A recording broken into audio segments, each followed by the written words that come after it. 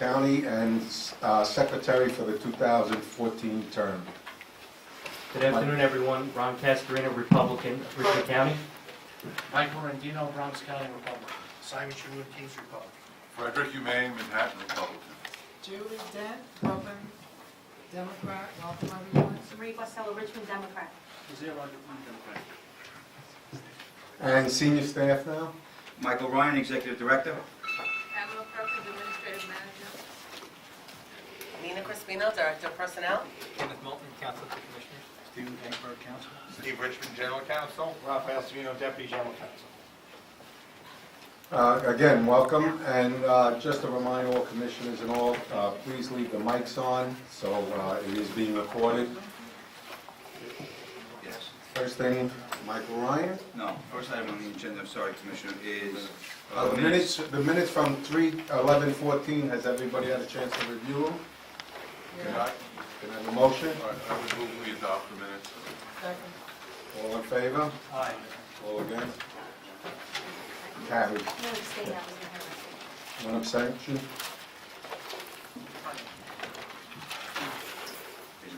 Okay, Michael Ryan.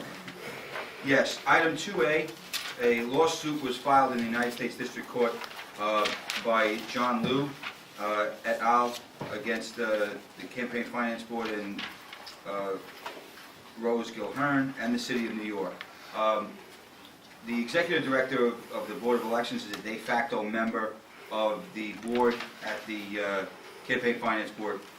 So this information is essentially self-explanatory and being presented to the commissioners for information purposes. Only the complaint that was filed is a public document, and we're just sharing that, but there's really nothing more to add on that issue. To the extent you need authorization from the commissioners. Mr. Ryan is a member of the Voter Assistance Advisory Commission, Right. which is a subunit of the CFB, the only named defendant of the 5 members of CFB who denied the money. So you don't need authorization. Right, we don't need any authorization, it's Okay, just, that's it's what- really I was just, just gonna yeah, do I it. appreciate the clarification, and thank you, Steve. Thank you. But yes, I'm essentially a non-voting board member, so, but since it's out there and it's gotten some attention, we thought it was right to bring it to the attention of the commissioners. Item B is just a reiteration of last week. I believe I said last week, and I was just kind of just double checking, that I did not read the minutes. I didn't vote. I don't vote on the minutes, so I didn't. There was a time when I used to have to read them. In any event, I wanted to update the commissioners and remind everyone that as of March 11th, we began to receive new registration applications from the Department of Motor Vehicles via electronic means only. And we have been collecting them. So we don't have any more paper coming from the Department of Motor Vehicles, and we believe that this substantial change will significantly streamline the manner in which applications are received and ultimately integrated into our system. So this is a substantial step moving forward. It's been in the works for quite some time. We worked closely with the State Board of Elections and the State Department of Motor Vehicles to ensure that this process happened as timely, in as timely a manner as it could. And I think the next logical step, and this is something that I will be bringing to the commissioners at a later date, is to come to a determination. Now that we're receiving the applications electronically from the State Department of Motor Vehicles, and we have a protocol in place for that, and it appears to be working, and it's working very well, how do we move to the next step? How do we move to the next step in terms of encouraging more applications to be received that way? One of the challenges will be ultimately down the road, the wet signature. However, it shouldn't be technologically impossible.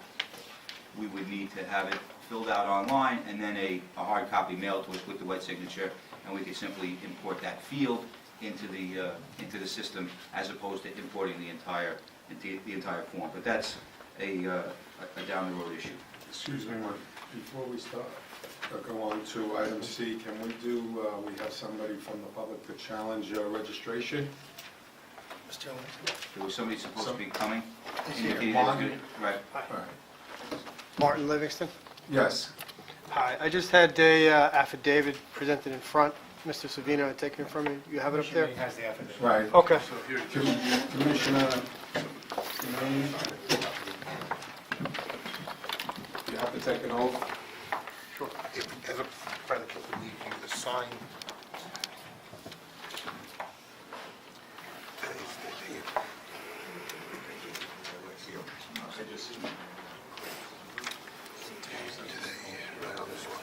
On March 18th. You said that he and Mr. Ryan was working well. How long has it actually been in place? Okay. Well, we have,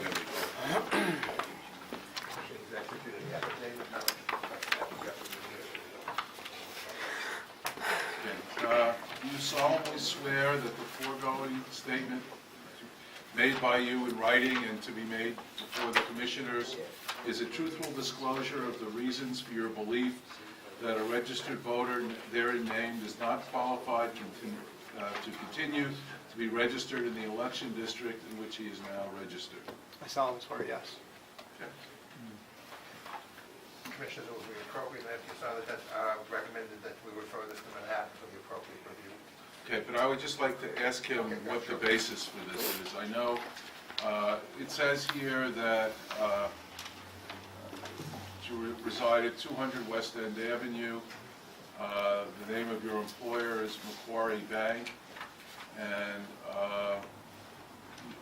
you are Martin Livingston, and you're challenging the registration of Henry Livingston, that you're the owner of the condo, and there is no Henry Livingston, period.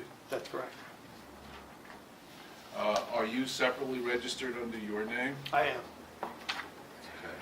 Okay.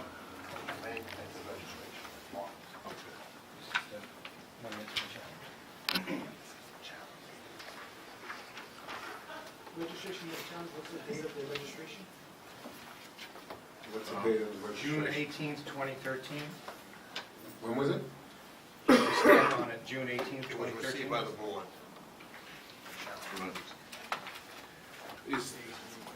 Are there any other Livingstons, I presume, living in your building? There's one other, my wife Megan, Okay.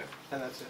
And my Because dog Lola. we've recently had a situation where somebody was registered in apartment A and then was actually lived there for a while, moved out, but moved elsewhere in the building, never changed the registration apartment number, and was still in the building. So we didn't want to hastily change anybody's registration if there's the possibility of some confusion or some inaccuracy. I guess, based on this, we will do an investigation and hopefully have Henry Livingston's name removed. Okay. So we'll refer it to the We'll Manhattan refer it office. to the Manhattan office to do Well, an just if you would make just a note, I am the homeowner. I purchased the home in '07, and it was a new development, so I'm the only homeowner at 200 West End 5H. And after further channel checks, there is no other Henry Livingston residing at 200 West End Avenue. Okay. So you want to note that. Thank you. So, Okay, thank you very much. We'll investigate. Thank you. Yes, sir. Oh, there it is. No voter history. Sorry. How did- You just know someone who's drive or? It's, Commissioner, it's a regular voter registration form. No voter history. The only activity we have is in June of last year when he was added to the voting list. yeah, because it seems that the apartment number has a little bit of a marking on it, and somebody filled in sort of 5H on top of something else. That's, Notice that. all right, well, we'll look into it. Thank you, Mr. Livingston, for bringing it to our attention. Okay, Yes, getting back to Commissioner Rendino's inquiry. Commissioner, this is a bit of a moving target as the registrations are constantly being updated, but the most recent information that I have, which is good through this morning, is that we have processed as a total throughout the 5 boroughs 11,120 new registrations since last week when the system came online. And what we had done was we stopped receiving paper the Friday before, so that would have brought us back to the 7th. And then on that Tuesday, the 11th, we began to receive only electronic communications. What we're going to do is we're going to get a file dump from the Department of Motor Vehicles on Tuesdays and Fridays. That's according to a previously established protocol. And they come into our system, they go in the queue. They still require bipartisan review the same way you would with a paper application, but the difference being now the data is already entered. And so, for example, considering the amount of ethnic diversity in New York City, having people, especially with some folks with more complex last names, typing in their own last name will cut down on the data entry errors that we have in the system moving forward. In addition, leaving a middle initial on or off is usually something that is a personal preference. Some people are very proud of their middle names and use their middle names, and other people don't. And again, the voter will know if that's the way they want to utilize that information. So that will also, down the road, limit the number of problems that we have when we get requests to remove people from the rolls. And there is an issue, as we found with the most recent State Board of Elections report regarding confusion over middle initials, and a good chunk of the confusion does occur with the middle initial / middle name problem. So we expect that this will be a significant improvement to the manner in which information is received. And I see, as I'm talking, Ms. Fasella, who's in charge of our voter registration unit, reflexively agreeing with me, which has a tendency to be a good thing, Ms. Fasella, so, keep it up. But she is agreed. So that's the most recent data we have, and I thank you, Ms. Fasella, for getting that to us in advance of the meeting today. The next thing is a relatively straightforward item. Pursuant to the CYB rules, travel is permissible by staff members, and it is permissible for vendors to pay for the travel and lodging and meals. What is required ultimately is a writing by the commissioners to approve of such travel based on certain criteria. And I have checked with COIB, and they inform me that given the fact that we keep written minutes, that fulfills the writing requirement of the approval. So we don't need a separate letter signed by all 10 commissioners to approve it. Once we state it on the record and it's part of the minutes, it's approved. ES&S, our election machines vendor, has asked for a working meeting. It's essentially going to be a one-day working meeting at their headquarters in Omaha, Nebraska. The dates that were requested were April the 2nd, and the plan is April 2nd will be a travel day. Since there are very, very few direct flights to Omaha, Nebraska, we'll be having a layover in Chicago, and then arriving in Nebraska later in the day. A work day on the following day on the 3rd, subject to an as yet to be determined agenda, with a return date of the 4th. So the plan is to do an entire working day on the 3rd, but it's going to encompass essentially 3 days. Now, what the commissioners need to make a determination on, for the record, is that the travel is necessary for the needs of the city, which my recommendation would be that it is, and that the travel accommodations, whether it be the flight, the lodging, or the meals, be no more than necessary to accomplish the business of the city. So, for example, we will have coach flights. We will not be staying in the presidential suite at whatever the swankiest hotel in Omaha, Nebraska is, and we will eat regular food, and we will not be dining as kings and queens. And at the present point, the staff that is going to be attending is myself. I expect the Deputy Executive Director, Ms. Sandow, to be going as well, although maybe not, depending on her situation, and Mr. Nordis. And I believe also Commissioner Dent and Commissioner Castorina have expressed interest in going, and it would be expected that they would be attending as well.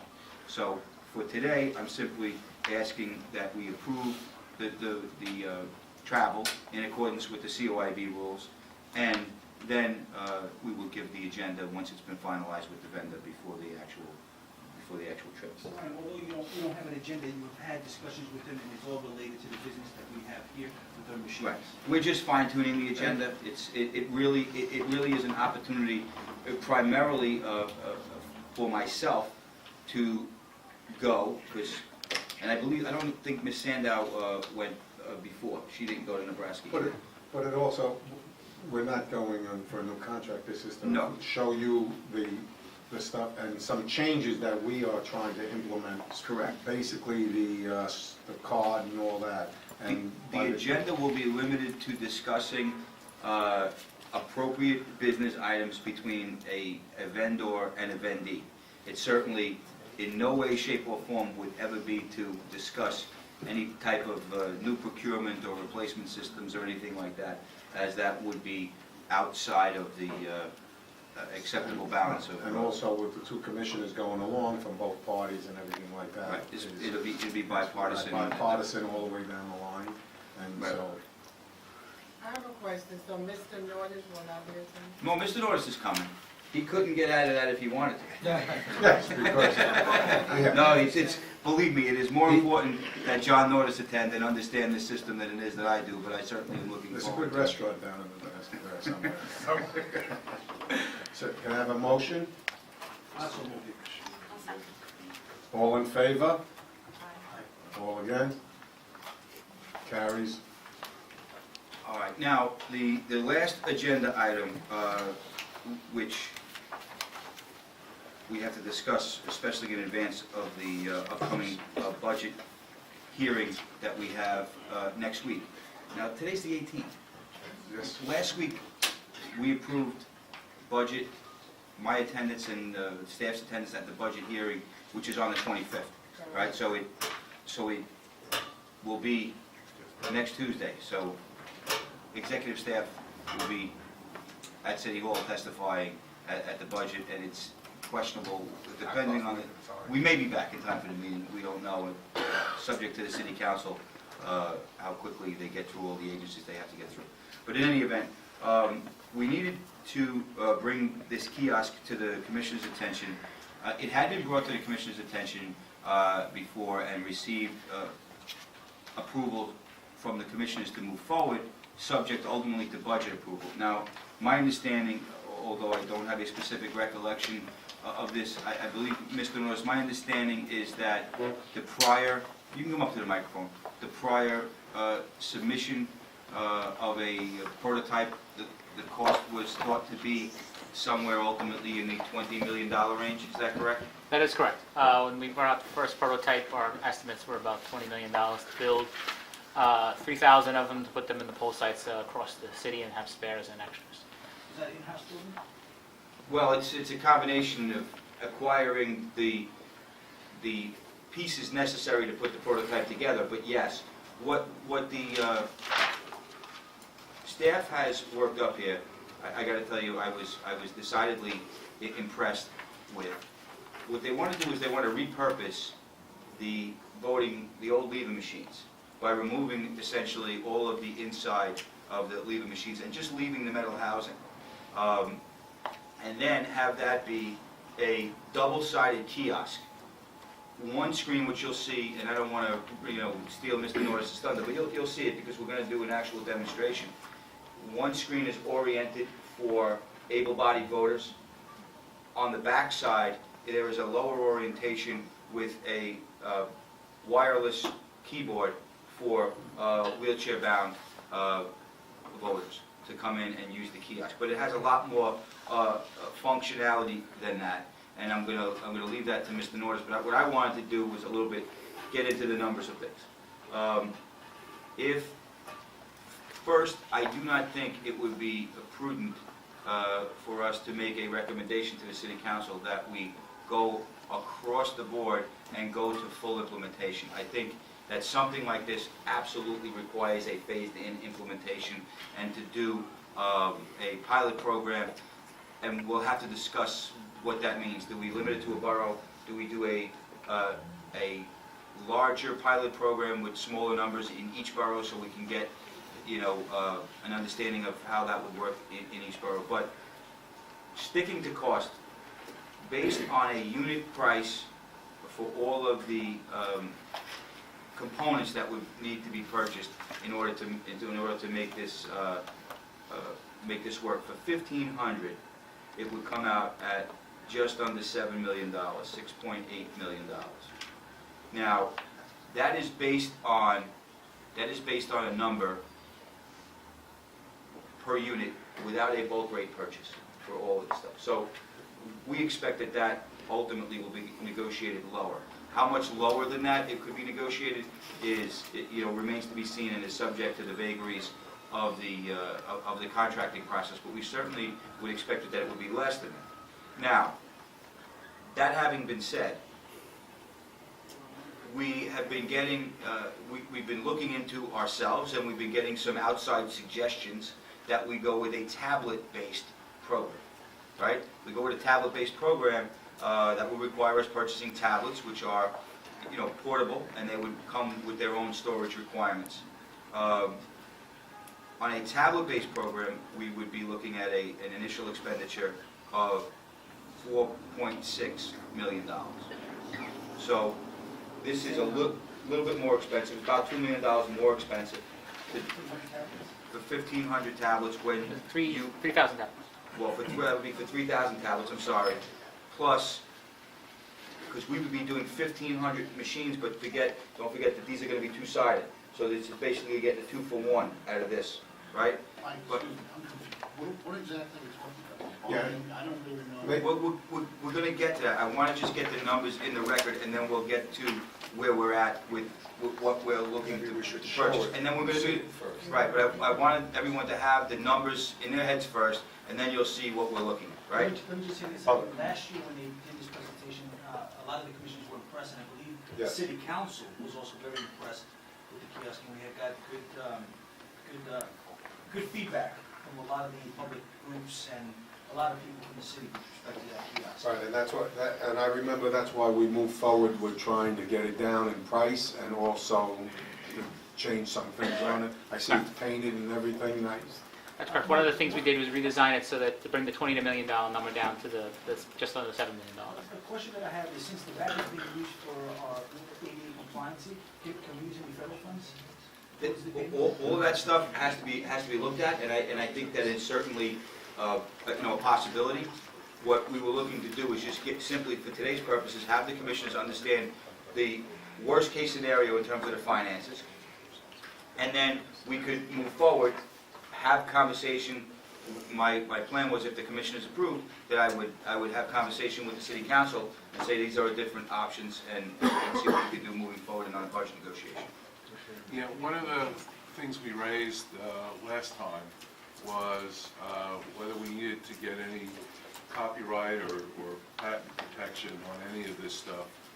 And we were going to reach out to the Corp Council for some advice as to how to do that and whether they thought it was necessary, and whatever we were doing, did it impact anybody else's patents or copyrights or things of that sort.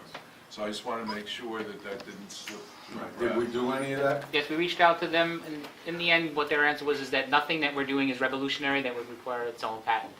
Nothing that, and we wouldn't be infringing on any of the other patents.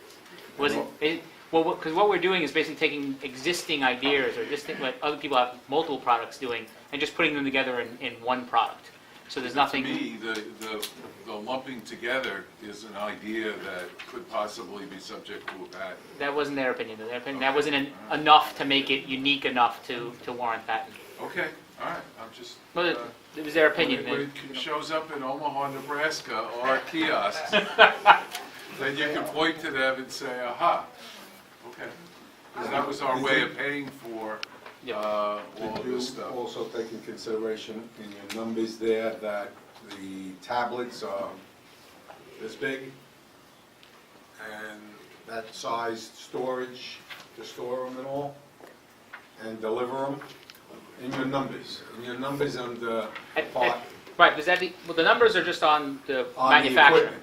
Because basically what shipping will end up coming down to is whether we send tablets or we send this kiosk, we're gonna have to send it in something. Because the tablets won't be just tablets, it'll be tablets and printers to do the same functionality that this device does. So that would be in some kind of cart.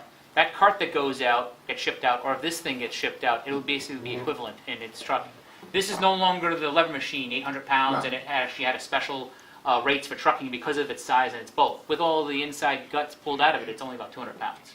So its trucking is going to be comparable to basically sending out another, basically a cart that's going to hold the tablets and the printers and all of the paperwork that would go with if you were handing out and if my tablets. memory serves me, this is actually, you just pull it in and plug it in. You don't have That's to it. set it up and take it out of carts and... Plug it in, open the doors, and it's ready to go. Right. And in terms of the cost, I gave the hard costs of the hardware. And then there was other operating costs associated with the tablets versus the kiosk. Our ongoing wireless costs, since this would essentially function as a, for lack of a better term, and given my rudimentary understanding of these things, its own hotspot.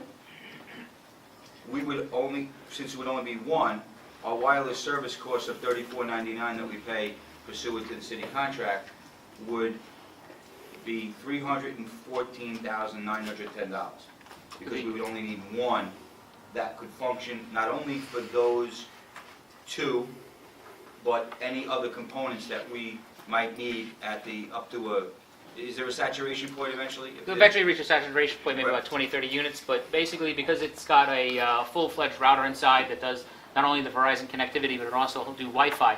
Any other devices we put in the poll site, any electronic poll books, any other tablets that we place in the Ask Eds, any of those, anything else we put in the poll site can basically use this to connect to Wi-Fi, and then the one connection that we have back out to the outside world through Verizon would basically cover all of those. And there would be a firewall in between Of course. Verizon? Yeah, of course. Basically, it's a full-fledged router. It's just like you put in any commercial class router with a firewall and all that built into the software. It's not just a tablet connected to a Verizon card.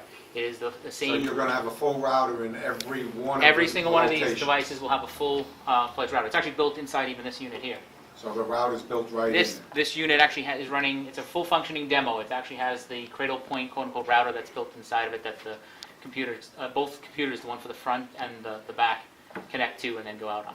And the idea is that this would essentially replace the information clerk's table, that this would be placed somewhere at an appropriate place outside of the voting room, and this would be a place, where the voters could come, where they would typically converse with the information clerk and have them look stuff up on a book. They would be able to have. Well, one of its functions to Right. replace the book. Wasn't it one other function that we said that you look into, or you did look into it, was that all employees for the board could check in on those Well, yeah, things? I was going to wait for that. Oh, no, but I remember that Right, was, yep, that absolutely. payroll and everything would be no paperwork, it will automatically come right to us. You know. Right, just like the first prototype, it still does the three main functions that we designed the first prototype to do, which is basically allow poll workers to check in. So what they'll do is they'll check into the kiosk, it'll transmit back to us the information that they're there, which on election day will allow us to know real time who's actually out at the poll sites for the first time. So it's not a matter of relying on hoping that those poll workers showed up. We'll know that those poll workers showed up. It'll allow us also to proactively deploy out standbys to those poll sites, because we'll be able to monitor, okay, does this poll site have employees? Does it have enough Dems and reps? What does it need? And we can then start distributing out our standbys before waiting for those phone calls to come in. And we'll have the back end, the payroll aspect of it. It's all electronically recorded. So instead of the borough office's staff right now, which has to take all the notices of work to come back from election day, they got a barcode gun, each one of those notices to work, so that they can record that payroll, all that information, who showed up to work that day, will be electronically recorded. We can put that right into the payroll system, saving that time on the back end, hopefully moving out that the check process that goes out the door will be speeded up. All right, John, I want to give you an opportunity to do your full presentation Yes. because you're very good at it. But I did want to, if we used the tablets, we would have to have essentially 2 wireless services since they each function independently. So we'd have 3,000 tablets, each with their own cost of $34.99. That comes out to recurring costs of $719,000, almost $720,000. So it's double, more than double. It's $400,000 more to use a tablet-based than it would to do this. You're So, getting less out of it. pardon? You're getting less out of the tablet. We'll get less out of the tablets and we'll pay more to Verizon. You'll pay more on the startup costs with the kiosk, but less on the ongoing operating costs. So it will eventually pay for itself. Plus, the other thing that staff has convinced me is a good idea, since quite frankly, I gotta say, I was a little bit skeptical myself. This housing adequately protects the otherwise sensitive equipment. Whereas if you're giving out tablets, they're going to be taken out of boxes, put into boxes. And, you know, you're going to require poll workers to set up printers and, you know, all kinds of things. Where this simplifies the process, and I think now that we got the numbers into the record, I think that's an appropriate time, unless the commissioners have something else to transition to John's demonstration. If we can, and the commissioners, I think the last time we went all over there and sat and they did a demonstration. Commissioners, like I said, we're going to demonstrate for you today. This is the second version, or Mark II, of our prototype that we lovingly call Vicky, the Voter Information Center Kiosk, version 2. It's spelled Romanly II, if you wonder where the Vicky comes from. Basically, the idea of the kiosk is to do 3 functions at the poll site. Starts off in the morning, lets poll workers check in, giving us the information basically real time on what voters show up where, so we can either dispatch out AV monitors or dispatch out poll workers to make sure that the poll sites are manned. Basically proactively doing it before the phone calls come in and they try to get into us on election day, we'll know where poll workers are and where they're not. Also allowing us to do that poll worker payroll, where we'll electronically have recorded all of that information of them showing up that day, so we don't need to do extra work on the back end to scan all the notices to work to get that data. Secondly, what it does is throughout the course of the day, voters basically will go up to the kiosk to look up what poll site they're going to go to, or what ED80 table they need to go to, replacing the manual process we have now. The poll sites, basically they have a street finder and a big poster that tells them the poll sites. So basically you walk into a poll site, you have to tell the poll worker what your address is, they look it up in the street finder book, try to find what your ED80 is, and they have to go to the poll site list and find out your poll site, and then look at all the amendments to that poll site list, because it's all paper. Sometimes there's changes after the fact, so there's amendments stapled to it. And it's a long process, basically, and it could be a long process to do that manually. What this does is electronically. It updates itself every night, so basically on election day, we'll have the most accurate information. And it's the voter themselves putting the information in. They walk up to a touch screen, they put in that address, it tells them where their poll site is. Shows them the map where their poll site is, tells them their poll site address, alternate entrances, their ED80 table. And then lastly, at 9 o'clock, what we're going to do is this device will then become essentially a replacement for what we do at the precincts right now. As you know, what we do on election night, the PMD sticks are taken out of the scanners after the polls are closed and the scanners and the tape print out. We pull out the PMD stick, we package them into the yellow pouches that go into yellow bags that go with the police officer to a police precinct. At the police precinct, we have E&R clerks that take those sticks out of those pouches, out of those bags, read them into laptops, and transmit the results back to us. And then we take those results, we send them on to the media or on our own website and various other places. What this does is shorten that travel time. The stick doesn't have to go all the way from the poll site to the precinct to then be read. Poll workers, once the machines have been shut down and the polls are closed, take the stick out, walk across the room to where the kiosk is, insert the stick into the kiosk, it reads it, transmits. So basically you're cutting down all that drive time, and hopefully quickening the pace that we will get results on election night. One of the things we did, if you remember the last version, was we had a much larger touchscreen. We shrunk the size of the touchscreen to cut down on the cost, but it still has a very large font. And like I said, it does the same functionality. So we'll check in poll workers. Poll workers will be given a notice to work that'll have a QR code on it. We'll put that notice to work in front of the camera. The camera will detect it. It works a lot better from sitting in front of it. I'm trying. Unfortunately, the camera's on. Okay, sorry. Hold on, I'll Yeah, go ahead. I'll move this out. So basically what you do is they hold their nose to work in front of the camera. Works a lot better when you're standing actually in front of it instead of trying to do it on the side. But basically it finds you, it finds the poll worker, it lights it up green, you can confirm who you are, and it'll print you a receipt so that after the election, if the poll worker has any question of, oh, I didn't get paid, you guys didn't say I worked, but I have a receipt that I did check in that day. There's a small printer down here on the side, which has jammed at the moment, so I won't be able to show you the receipt right now. But if you want to see an example of the receipts, I have prints from earlier today of those receipts. So, the second functionality, basically that during the day, voters come up, they put in their borough. I'm going to use here for easier to type backwards. 42 Broadway, they put in their address.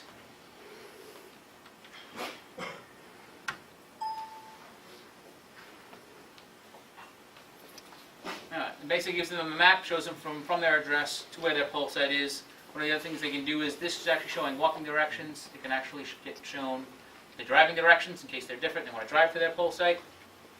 As you can see, with 42 Broadway, there's a lot more driving you need to do because you have to go around in circles. Some of the streets we have are back are closed off. But the same thing, you'd be able to print those directions, and unfortunately the printer right now is jammed. And lastly, at the end of the night, election night results. To be able to take the device, actually, I should show before I get to election night results, sorry. One of the things we did also cut down costs, instead of having just one side, we also rubbage. I call it the back side, but I don't really like the name back side. It's just two different sides. The other side does the same thing. So what we've done on this side, though, is we've mounted the screen lower. So if somebody's on a wheelchair, they'd be able to roll right up to it. Keyboard can come off. And basically, they can put it in their lap. They can type in. They don't even need the touch screen if they can't reach it, or they can use the touch screen and the keyboard to do the same navigation. So at the end of the night, poll workers will take the stick out of the scanners. They cut a seal, open up the port.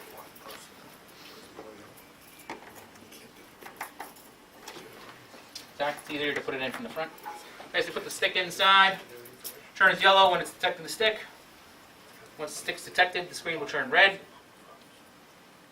Data's being transferred, goes green, you pull the stick out, put in another stick. While you're reading the stick, stand in the background, it transmits away. Eventually you'll see the little send light will light up that each one's sent. So the scanner operators will take the sticks from the scanners, bring them over and read them, return back, put it in the yellow pouch to be returned to us. Coordinator at the end of the night can look at the list of all the ones that got transmitted, make sure basically if you have 10 scanners in a poll site, 10 are transmitted, everything is sent, they can lock it up and send it home. And basically both sides do the same thing, both sides have a camera, both sides have all the same technology, the only difference is on this side it was lowered, so this way it's at the height for people with a wheelchair. Any questions? John, you want to do a check-in and just... On this side? Yeah. Sure. How do you prevent fraud? What prevents somebody to checking somebody else in before they come in, say, I'll see you in an hour, checking in as opposed to the coordinator physically checking and see you? It's like all things with the fraud, it's the poll workers basically are checking each other. You can't eliminate collusion on the poll workers. If the poll workers are going to actively get together and cheat the system, they will no matter what you put in place. So basically it's other poll workers basically are monitoring the system. You have the coordinator basically sitting with it, monitoring that the poll workers are themselves checking it in. Because even in the current system now, if the poll workers, if you have collusion between the poll workers, they could just take all their notices to work, hand them to one guy, he shows up, dumps them all in the envelope, and that's how they get paid, sign them all in, kind of thing. So it's not really not meant to try to prevent fraud, because as I said, you can't prevent collusion with poll workers. Once the poll workers are on something like that, it can't get done. So the other poll workers are basically going to check to make sure that you're doing it legitimately. Sorry, it's easier to hit the screen when you're in front of. Excuse me? How many are The intention is basically to put one on each poll site, serve 2 voters, and then on the larger poll sites, depending on the EDs, we'll then add additional units. If I check her in here. John, does that image get saved? No, it doesn't save any images. I might have, there we go. So basically the same thing, you check it in, you see if they're the right voter, we confirm it. and it prints out a receipt. Since this is open to the internet, is there any way from somebody outside to be able to either download something from the outside into these units to somehow skew the numbers that are shown on the sticks that are going to be put in? So Well- during the course of the day, say at 3 o'clock in the afternoon, these things are working normally. Right. But I'm a smart computer guy, which, by the way, I'm certainly not. But could I have something from the internet go into this that would somehow change the information that's going to be done on the sticks to be able to skew the total results? Well, that's one of the advantages basically of using the kiosk and basically having the router inside of it instead of the tablets. It's not little tablets and you're worried about just the Microsoft Office or whatever software firewall you can put on that tablet to try to prevent people from hacking backward in. This is a full-fledged router with its own with hardware software firewall in it, basically to prevent that kind of access. Is it completely safe? Nothing in computers is 99.44. But one of the other layers to that is the data that we transmit is encrypted. The software does not actually even decrypt it. It's encrypted by ES&S when they write it by the scanner. When it gets written to this stick, we don't even decrypt it. Well, all we do is we take the data that's on here, that's already encrypted, and package it and send it. So then not only would they have to break into the device through the firewall on the router, they would also then have to hack ES&S's encryption to be able to then change the data and then send it off. And it's basically, it's got checks, the same thing we do now. It has checksums that check to make sure that it hasn't been tampered with. John, If it has been tampered with, the software won't accept the data. can we also reconcile based on the tape sheets that come out of the scanners? Remember, this is only for election night results. So at the end of the night, this is the unofficial numbers. We still go back and do a full-fledged canvass where we read all of the backup sticks out of all the machines. We compare all the tapes, and we can do a whole full re-canvass process that even if somebody does hack through the firewall, hack through the encryption on this device to change the numbers on election night for this machine, we still do a full-fledged canvass of all of the backup sticks and compare the results to make sure that if there's anything that anything doesn't line up between election night and what we read on the backup sticks, we go back and we confirm and we check it. So even if you did hack it, you went through all that trouble, we would still find it out because we're not even relying on this for the end results. And Sean, isn't it, with the router, each router has its own, so it's not like one universal code that you can... No, every router... So you would have to, if you wanted to, and you have to be a real small, you would have to break into each kiosk to try to... You'd have to go across, you'd have to break into all the kiosks, you'd have to change all the numbers, and at the end of the day, we still do a recanvass, so even if you did change those numbers, we'd still have the But recanvass to tell you that individually, something each happened. machine Yep, has got every its machine own... has its own router, have its own So even if I broke into one, I can't break into the other. Yeah, you have to break into basically in all of them. And if there's it's a very inefficient way to try to change the results because you have to break into all of the machines, and we still at the end of the day it only changes the unofficial numbers on election night.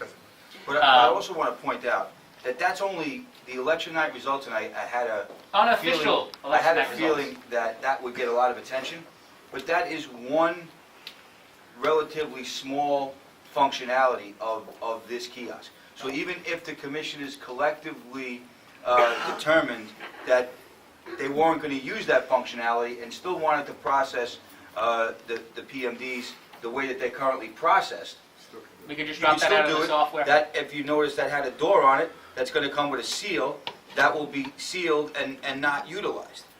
And that would be ultimately a commissioner level decision to make that. But it also made sense to give that level of functionality, to give the option. Even if that's not utilized, I would still recommend that we proceed with our negotiations with the city council and explore other opportunities, a la ADA compliance money, et cetera, to go forward with this, because the operational aspects on election day that it serves for us, the poll worker check-in, the back-end payroll processing, the convenience to the voters that they can go and access information without having to rely on an information clerk to look stuff up manually in a book. Replace the information No, clerk? the information clerks will still have a job, They'll have a they've job. changed it. They'll just have a There's different... no cost savings. They'll giving just them have a a different function. There's no cost. And they'll be... Well, obviously, if commissioners want to eliminate them, they can, but I would recommend we still have an information clerk that would then aid voters, at least Absolutely. initially, how to navigate through the device. But the savings, and you're not doing it manually. You're basically replacing that manual system and all that paperwork with an electronic system that will process them faster. And they only need help from the information clerk if it's required. Can I ask a question? For the persons with other disabilities, are we going to be developing those functionalities like we have with the BMD, or that's specifically the information clerk, for example, a blind person? Oh, yeah, this is not a voting machine, it's a map, basically we'd still need the information clerk Well, no, but to, because we have to keep it, because under ADA, we have to provide the full range of services to persons with all different disabilities. So, for example, a quadriplegic probably couldn't access this.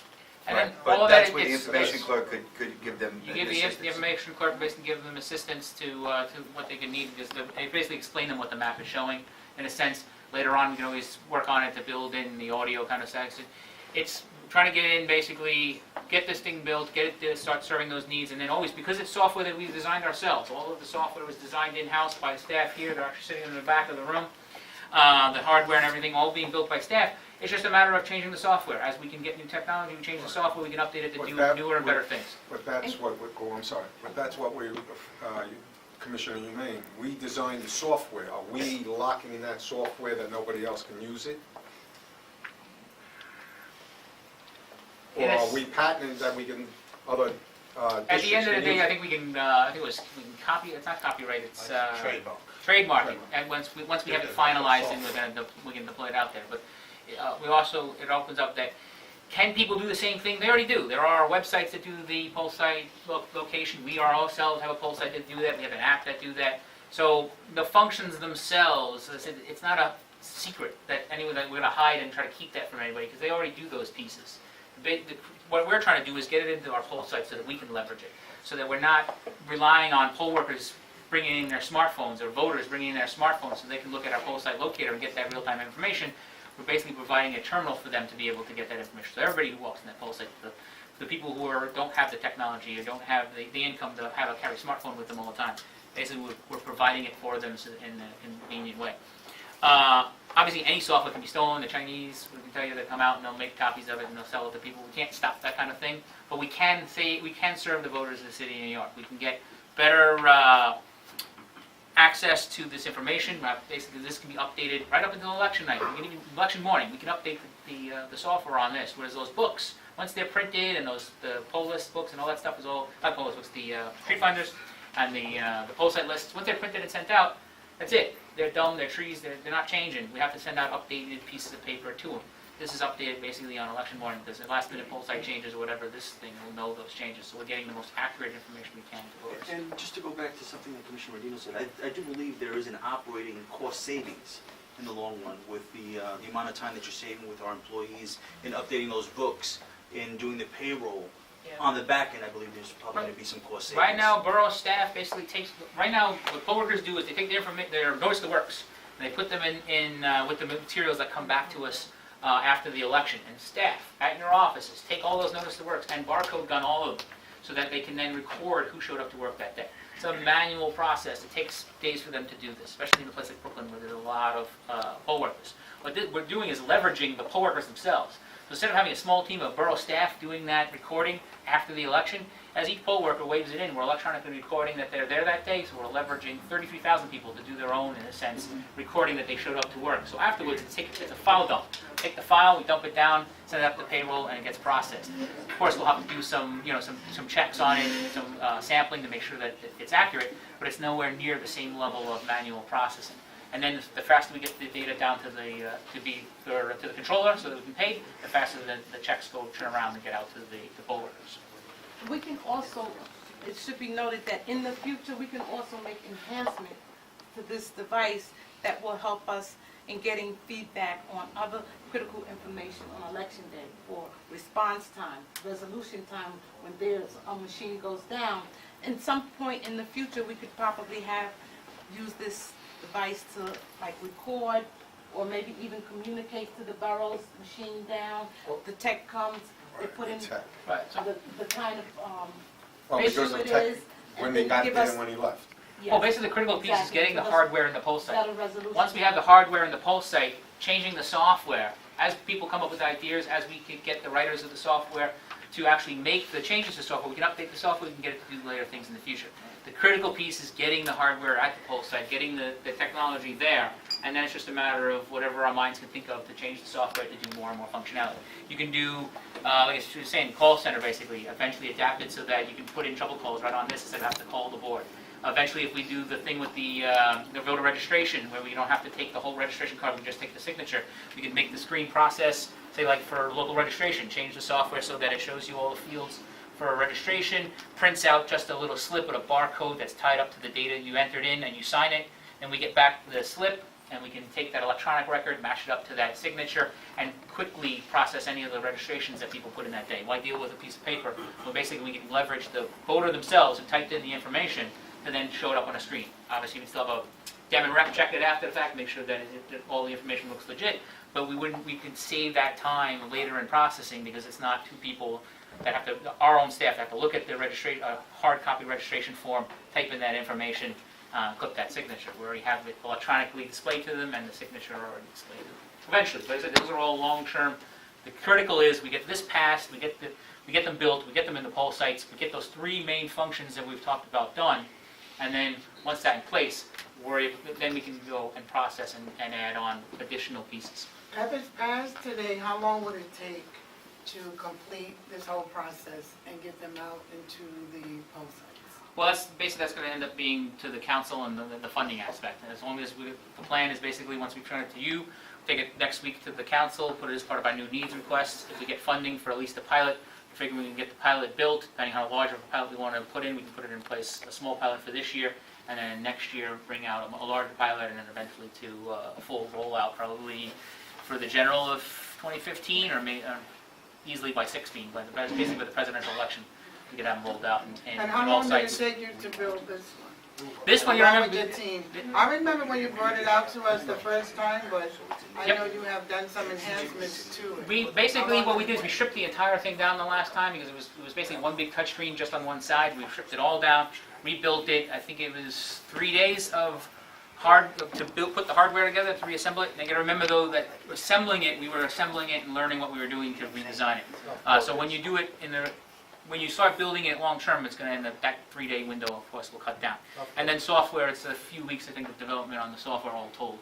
Get the software where it is. And then obviously we'll keep on refining that software until we get it bulletproof for those 3 functions before we roll it out for a pilot, and then add on modules and such. But that's all in, that's staff, so basically we're not paying anything extra, that's staff in-house. That's And we would be building these in-house? The idea is to get basically the parts are all off the shelf, touchscreens, keyboards, it's all COTS components basically. But to gut the machine out, we'll have the VMTs basically, they'll be doing the gutting the machine out. We'll have a company build us the sheet metal basically that goes into it, and then our people will just be assembling that sheet metal, hanging all the COTS stuff, screens and those kinds of things, and doing the gutting. Yes? Why does it have to be so big?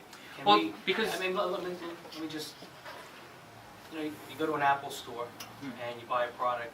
They have iPhones essentially that have scanners on them. They also print receipts. Couldn't you have a coordinator at a site with an iPhone or a device that could just by OCR scanning these things and coordinate with each and make sure that when the poll workers show up that they scanning their receipt just like you did that, and just have a clerk at a table with that kind of a device, and when individuals come if they need help finding their ADED, to have that individual just type it in that one device, as opposed to all of this hardware, and obviously technology, the technology that we have here is already dated. Within 5 years or so, it's going to be obsolete. I'm pretty confident about that. So why can't we do this without that shell? We could. One of the things is the shell is we're leveraging the fact we own them already. We already have 7,700 of the shells, so we're not purchasing new shells, we're just basically changing it inside. And one of the things we're trying to do is basically make this voter self-serve as much as we can. So the voter can go up to it and the voter can touch it. You give the tablet to a poll worker, the voter has to go see the poll worker. You'll have poll workers that basically then we're going to have to hand it over to a voter. Now we're worried, okay, is that voter going to run off with that tablet while they're holding it in their hands? But this, basically, you're going to basically, it's self-serve. You come up to it, you type in your address, you get to spend as much time as you like looking at the map, print out the directions and walk away from it. kind of thing, and you're not dealing with managing 3,000 little devices that you're going to hand out to all your information clerks that they're going to have to keep track of during the course of the day. It's a big, bright yellow, iced tea actually, device sitting in the corner. It's not going anywhere. It doesn't need a poll worker unless you want help from a poll worker. You don't need any help from a poll worker. You can walk up and do all of that yourself. I'm just saying, do you think that there's a way that you can accomplish the same purpose without this device? In other words, a tablet at a table. You could, it with- just changes the logistics. It changes basically the logistics of giving out that tablet, to get it to have a printer, to do the camera, and to do all the other devices. You're dealing with poll workers needing to basically work with all of this equipment in their hands. What this does is we drop it in place, we plug it in, they open the doors, and now it does everything on its own. You don't need to know how to use computers. You don't need to how to know, make sure the printers and everything work. It basically, other than, it's just all set and ready to go. And as I said, voters can walk up to it and use it themselves without any issues. And then ourselves, the battery in this would be one of the logistical issues. You have 3,000 tablets. All 3,000 tablets, someone on the back end, our techs would have to then recharge, make sure they're working. This cuts that number down in half. It's only 1,500 devices they got to plug in and make sure they're working, kind of thing. So there's economies that you save on the logistics side when you're dealing with one device that you're deploying. You're making it simple for the poll workers, because they're basically you just drop this in place, they plug it in, and it turns on by itself, does its job. And then there's the economy of what we're doing on the back end to try to make sure these And how things does go this out. device travel? I mean, you've got wheels on it. Yep. And I've seen in years past how some of these voting machines are rolled on and off trucks and Yep. bumpy streets.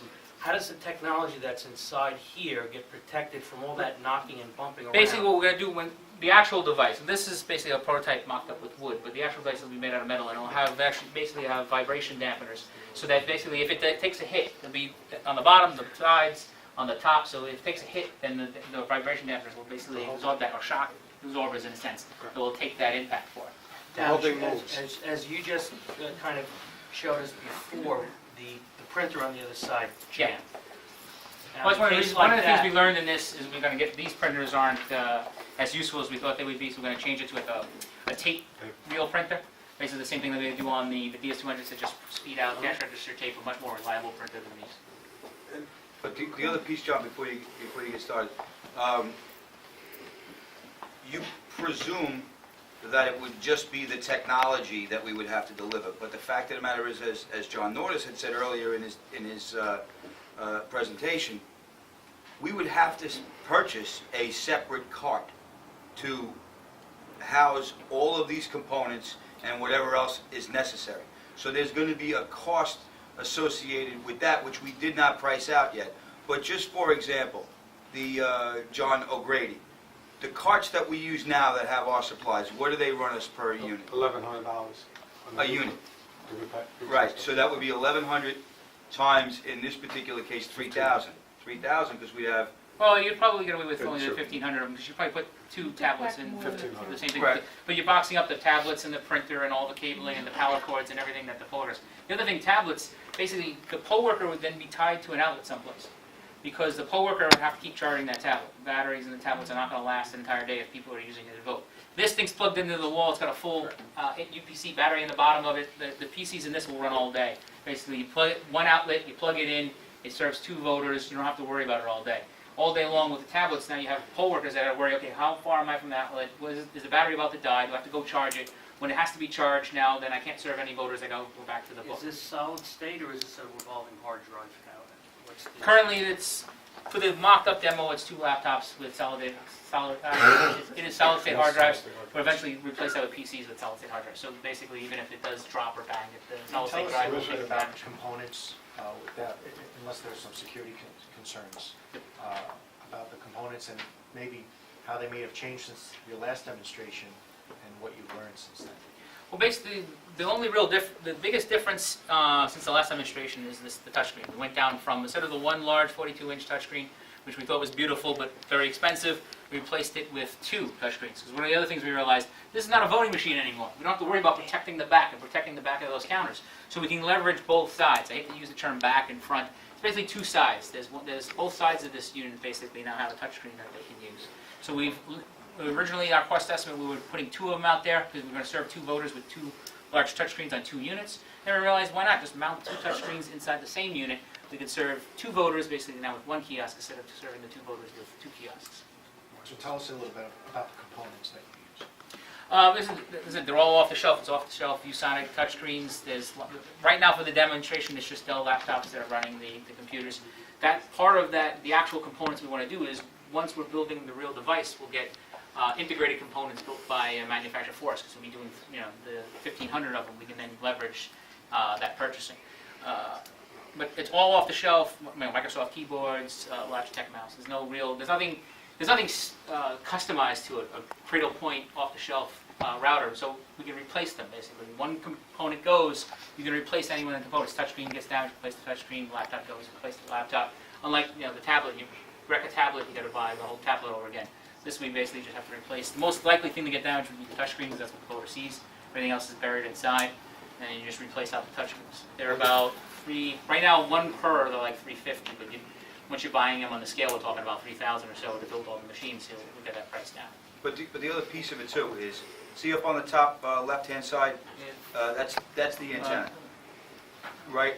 As we transition down the road to more technology in the polling place, this is going to serve as a hotspot that will also eliminate our need to survey all of the polling places with respect to their connectivity, whether it be hardwired or interference with the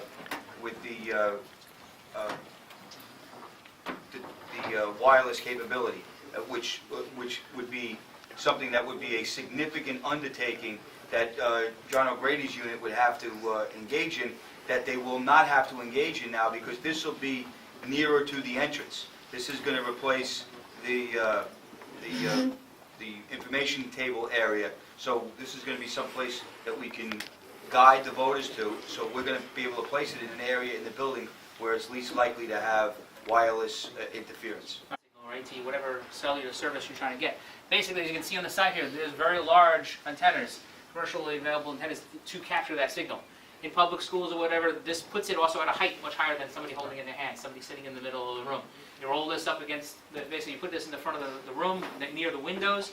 The antennas are located right as close as we can get them. They're much larger than the ones in tablets to grab that signal and bring it into some of our bunkers, those schools and stuff that we What have. kind of connection is it? But right now, this is running on a 3G Verizon connection. But basically, and because this isn't the voting device, it doesn't have to be in the poll room. So if the poll room is downstairs in the basement, doesn't get any reception, we can put this in the lobby of the building. We can put this somewhere else in the poll site that just near the door where they're coming in, the voters can find out, oh, are you in the right place?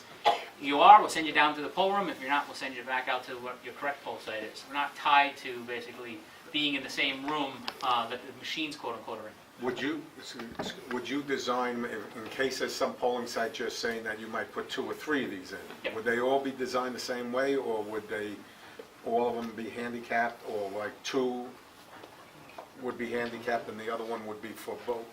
What we do is we would design them initially probably with both sides, so that one's handicapped and one's not, and then we'd have to see what we do for the additionals depending on the traffic. Certainly poll sites that have a higher traffic of voters with disabilities, we'd want to add more units that are probably both sides set with the devices lower, lower kind of thing.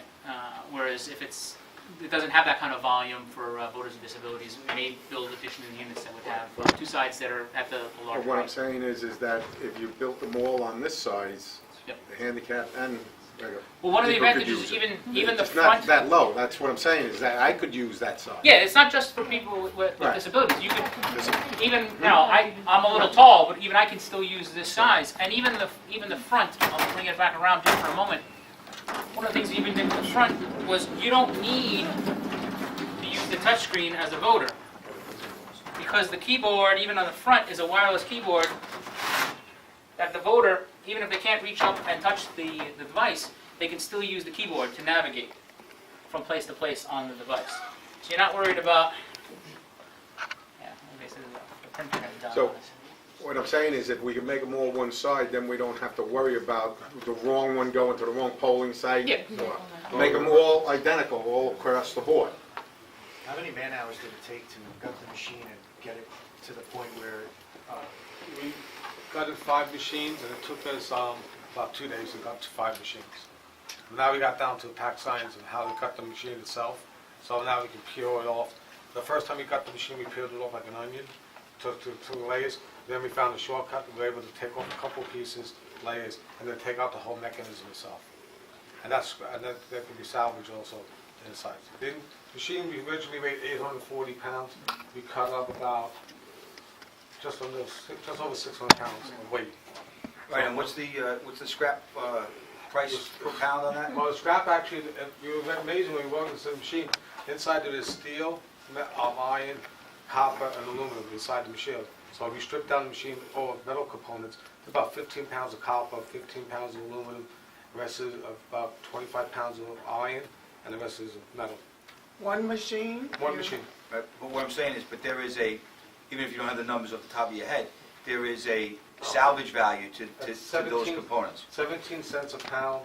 The whole fleet came out to be just over $1 million. That's 17 cents a pound. But now with the copper and all that, once we separate all that, we get more on the value. And this is all going to be done in-house? Yeah, we done it in-house before. We did it in Brooklyn, BMF.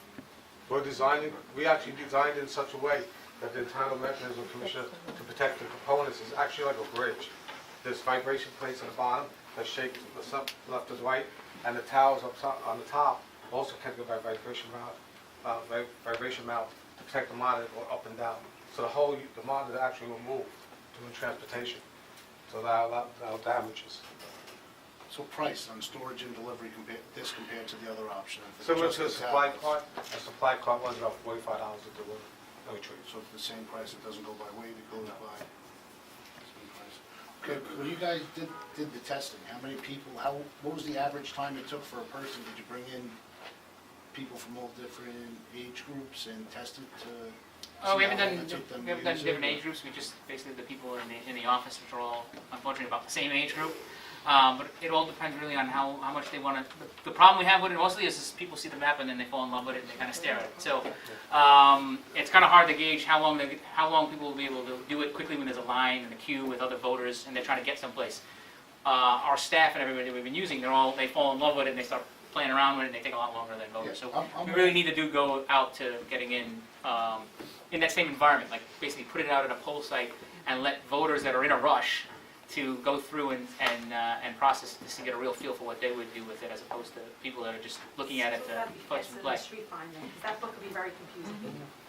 I'm all for technology and finding ways to be more efficient, and I'm just concerned, will it take people longer to actually sit there and play with it, and people who are older and aren't used to using such technology? We don't have an idea. How many people could it serve in an hour? When you guys were testing, how many people did it serve in an hour? Did you not do that? No, I don't think we actually did it in this case. Yeah. But I think that's also the purpose of having a phased in, kind of a plan. You would have to roll these things out into the field and see what feedback you get with them, because often what you think is going to be effective in the lab turns out not to be quite as effective once you get it out into the field. So no one is suggesting that we go ahead and build 1,500 of these immediately and don't do any field testing, because we may find out in the field testing that there was things that we thought were going to be wonderful that turn out to need to be tweaked, and other things that we find out maybe we didn't consider that come out of the field testing process that tell us we have to tweak it in a different direction. Right. This is not the be-all and all design. It's basically one of the things where it's pilot it out. It's a pilot and a prototype, not this right now is a a fully prototype. developed thing. But the problem is, we're not a for-profit corporation. We don't have a reserve pool of money sitting off to the side. We have to make a request for a procurement to go ahead and do the funding. If we had funding off to the side that we could simply, do some tests and do it that way, we would certainly do it. But Are you requesting to do it citywide, or are you requesting for a small sample size, a couple EDs in this election, see how it goes, or are you asking for a borough that's a what lot I'm of money to test? requesting the ability is to commence negotiation with the city council to find out if funding's going to even be available. And the reason I gave the numbers first was I wanted to get the scary information out of the way, because everybody's concerned about finances as well. We should be, but that should be our worst case scenario, working backwards from there. So what I was simply asking today for the commissioners was, hey, see this, look at it, get a feel for the fact that it is conceptually a good idea, come to an agreement in concept, and then give us the ability to go to the city council and, you know, perhaps the mayor's office as well, and discuss with them, okay, here's what we think is a good plan, how do we go about implementing it moving forward? Well, the idea is that even if we say yes, the city council and the Could say mayor's no. office say no. So the idea Correct. is you're just looking for a vote that you should move forward and contact. With exploring funding opportunities and options So with not respect to... specifically for this one? Well, Or is this specifically what you're looking for? I'm looking for Just this this plan, concept to this- be adopted, right? And then we'll go ahead and bring it to the city council and perhaps have discussions with the mayor's office as well, to say, hey, this is our concept, and this is what we'd like to do, and here's where we think it encompasses the needs of everyone. Commissioner Inman? Yeah, I think it's great. I think we've done a tremendous job. I think a lot of people who criticize the Board of Elections don't necessarily appreciate the hard work and the ingenuity and the creativity that some of our employees have, and this is a fine demonstration of that. I think we should, and I'll move that we Do you want to make an You application. want to go back? Are we finished here? You want Yeah, I would, okay. No, your motion I only have counts if one- you make it from your chair up there. Okay, I have one more comment, if you don't mind. I think that, seeing all from the inception, I think it's great, and you made great stride. What I would like to see is for the public to even come in and use it. Maybe we could set it up, have a mock election, and let the public come in, and just get an idea of how they feel about it. You would get an idea, as you indicated, how long it would take for them to use it, so just regular, everyday voters can come in and try. Certainly, the next steps would be, like I said, this is just a prototype, built out of wood and lack of better words, Velcro and fun tack.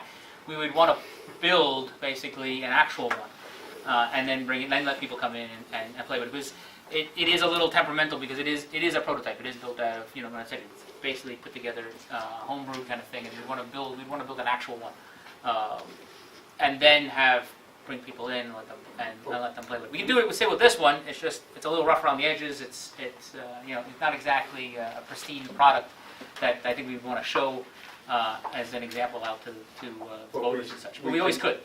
continue going towards the city council while we have the public and all that? Because we could do both at the same time.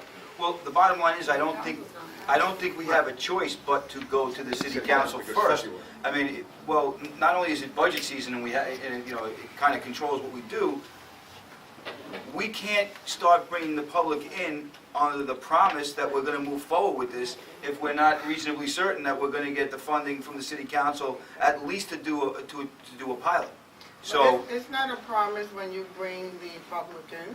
We can just tell them what our ideas are, and would they be willing just to come in and use the product and see how it works? Because I feel that the city council is going to ask you that. They're going to ask you, how does the public feel about using it? Did they have the opportunity to use it? Those are the normal questions that city council asks. well, what happened with the city council and the mayor's office, they have made suggestions that we go tablet-based.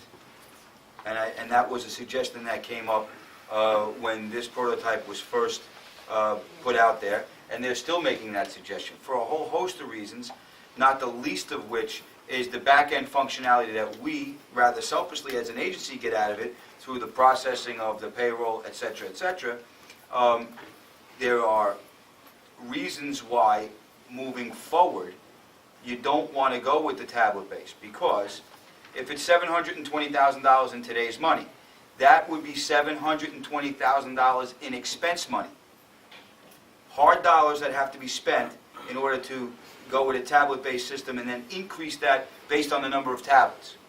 Whereas if we do it this way and incorporate everything, spend a little bit more money, and only in government can you talk about $2 million as being a little bit more money, but I'm sensitive to that fact. You spend more money to establish this, but you spend that money as capital money. So it is ultimately a less expense to the taxpayer in a given fiscal year if you go capital than if you go expense. So my feeling is, if any time you can trade capital money and get capital money in your pocket and trade away expense money, it just makes it's fiscally prudent, and it's the wisest way to spend taxpayers' money. Commissioner Humane, you wanted to finish? Oh, yeah, no, well, if you want to do it up there, I was just leading Oh, no, up all to right. the vote. Okay. I think we could do it now, but I would vote to endorse this and to certainly raise it at the meeting, and whatever authority you need to take the next steps to fully functionalize it and make it, an everyday election piece of equipment. So this specific idea you're motioning for? Yeah. Okay. Do you have a second? All in favor? Aye. All again? I'm opposed. Commissioner, can you announce who's opposed? Castorina and Rendero. Rendino. Rendino.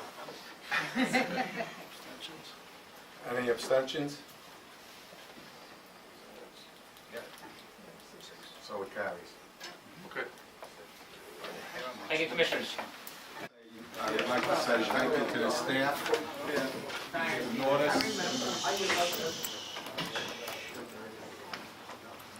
Mr. Norris, I'd like you to, there he is. Yep. Sorry, Commissioners. I would just like to say thank you to you and your staff on behalf of the commission and the taxpayers, that you put a lot of time and effort into this program. And we see that a lot of the items in there will help the voters. So I just want to pass on and say thank you to you and your staff. Can you pass it on? I'd just like to amend to that, it's not just my staff.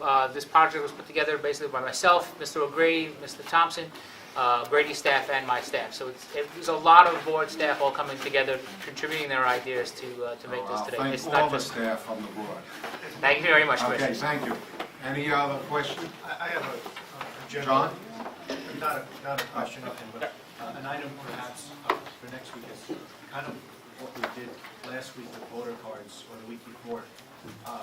Something like the kiosk sign that kind of saves seconds and minutes here and there with regards to voters checking in and going to the right tables. And so something that has kind of been raised in the past, and it's one of these simple, small ideas that sound great, but is this idea of tabbing the poll books so that when a voter gets to the information table and wants to, or to the voting table and wants to figure out and sign in, I don't know if we're under any contractual obligations. I'd like, Mr. Ryan, if you can do some poking around and some background and some research on what our ability is to have the vendor include that to the extent we can under the contract, or by any other means as soon as possible, for consideration at least. I think those kind of small things where the voter really has the experience, a good experience or a bad experience, but it takes a short time or a long time. And if we can shave a few seconds here and there from the experience, that will go a long way. So I guess to kind of summarize, I'd like you to maybe investigate and do some research with regard to our ability to implement alphabetical tabbing of the voter roll books that are distributed on election day to the poll sites. This was going back to that same concern that they would be able to sign their name off and take off a tab. No, this is the alphabet tabs. Oh, the A, B, C, D, E. Oh, on the books. My understanding is, and I've already done quite a bit of looking into this particular issue. We do have a current contract that is about to sunset the specific date. I do not have, but it's coming to a close, and that's with Xerox on the poll books. We set the data up, so we control the manner in which those poll books are set up. Now, I've heard some statements from staff that there is a cost associated with setting the books up differently, and I suppose that is true to some extent. For example, if you want to end the letter A with a letter A and not have a letter B, and it just so happens that the way this particular book lays out, you only have a name or two names at the top of the page, well then the balance of that page is going to be empty. I think that that is ultimately a rather small price to pay for what should otherwise be a significant speeding up of the process on election day. And I don't think that there is anything ultimately that stands in our way to tab the poll books. We'll just have to set the files up differently, number one. Number two, perhaps contractually with the current vendor, they may be resistant to absorbing that additional cost. That is a question we'll have to ask of them, but I would send out this message to the current vendor and any vendor who wants to bid on this in the future, Repay your bill. that we're going to be going to tab poll books, it seems. Ultimately, that will be a vote of the commissioners, but it seems like that seems to be the collective will. That tab poll books seem to make sense. So if we're going to go to tab poll books, maybe it's a good idea to start looking into how you can do that now, since it's likely going to be an element of the RFP for whatever future vendor gets the poll book assignment. And then ultimately, clearly there are issues down the road with the technology associated with electronic poll books that may make some of this, a moot point. But, clearly, the way we're doing it now is not the most efficient way to do it. And the message needs to go not only to our staff, but to our vendors as well, that collective vendors, not just this particular vendor, they need to help us find solutions how to do things more efficiently and more effectively. And I think I'm on safe ground when I make that bold declaration. Yes, go ahead. Okay, I got, Sherelle Towns of Bronx Den is here for 14 years. She's requesting 200 hours of discretionary advance of time. Second. All in favor? And my second thing is, I think you guys did do a great job with that. I put a lot of work into it. However, in the future, I would appreciate if when you're giving numbers, they're actually on paper in front of us, because it seems that might have been one of the negatives of the presentation. You just ran through it. You told us we had to jot them down as opposed to a little more professional presentation in the future. That's it. Anything else? Yes. I just want to note for the record, I'm all for the implementation of technology when it comes to voter assistance, but there's got to be a justification for the cost. And quite candidly, I don't see the justification for the cost at this point, and I would second the sentiment of Commissioner Rendino with respect to the cost being laid out, and not only that, but a variety of options.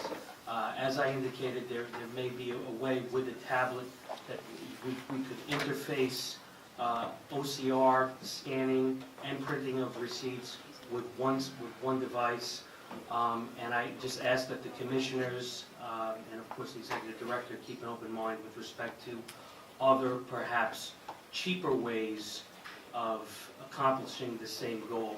And I do wish to commend the staff. I think that the ingenuity and the time and the expertise to put that together is fantastic, and we should be proud that we have people that have that capability working for us. Unfortunately, I just believe that that particular prototype is not exactly what we need right now. I think we need something that's smaller, cheaper, and that can accomplish the same goals without all of that sheet metal, which seems to me to be just a waste. Just because we have it doesn't mean we need to use it. You could sell all that for 17 cents a pound, all those machines, and bring in even more money. But just because we have it doesn't mean that we need to use that particular booth. There are lots of roads lead to Rome. There are other ways to get there, and I just want to make that notation for the record. Yes, and I think all the commissioners agree that sometimes things should be smaller, cheaper, and all. But we have to start somewhere. One of the reasons is that this has been going on for approximately a year and a half now that I've been here, a year. And it's been going on before I even got here.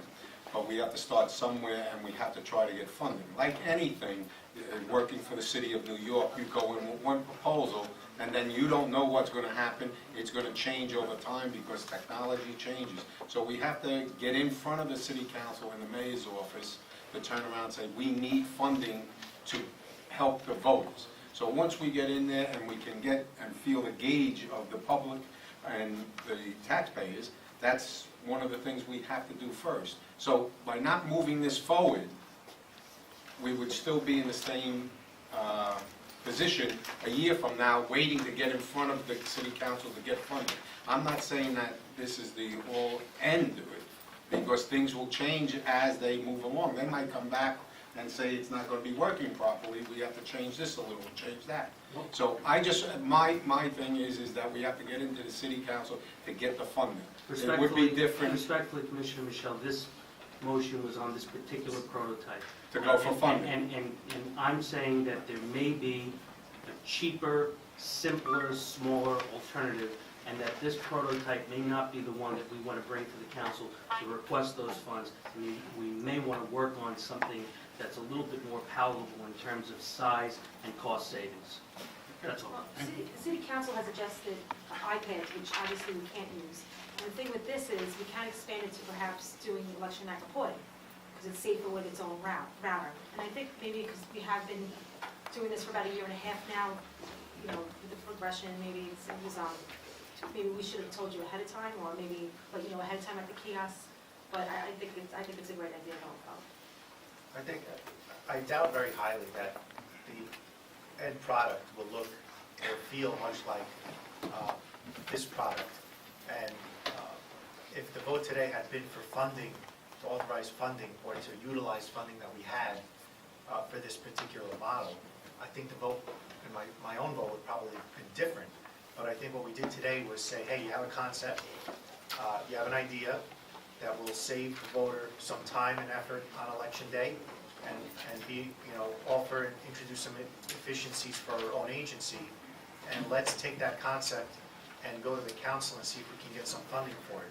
And that opens itself up to a whole debate and discussion where you have stewards of the taxpayers that will kind of figure out what the best course of action is to. And then once that is authorized, it'll come back here, presumably, for another vote. And if we don't like what we see or hear at that point, I'm sure that vote will also be indicative and reflective of whether we like a finished product of what we are voting to fund or not. And so this first step was really just to move the chains, so to speak. And we'll be back, provided we get some funding from the city council, some authorization. And at that point, we'll have another discussion. And if I could just add to that myself, anytime a proposal is made by staff to the commissioners, I view that as the start of the conversation, not the end of the conversation. So what we did here today was we started the conversation. Now we're going to go to the city council and have a little bit more conversation. And I think Commissioner Shimon, you nailed it. It's the beginning of the process, not the end of the process. And collectively, the 10 commissioners will either approve or not approve whatever it is we do moving forward. But we voted on this specific This concept. specific We prototype. didn't say we want money, we're going to the city council saying you wanted this specific thing. And you said you've been doing it for a year and a half. I've been here since July, and this is the first time that I've even heard about it, sitting down at this presentation. I know you guys said you did a presentation earlier, found it a little tough to swallow to sit there. We did, I sat right in the same chair I did. It must be before July, but to hear about it first here, and this is the only decision. I mean, anytime we buy something and purchase something over 20,000, we need 5 different requests or bids on it, and to just come here with one thing and say this is what we're going forward with, I thought that's why. Can we get some feedback from some of the good government groups? We do have representation from the public, just to get an idea, feel how you feel about it. Does Would anyone anybody want to like to step comment? up?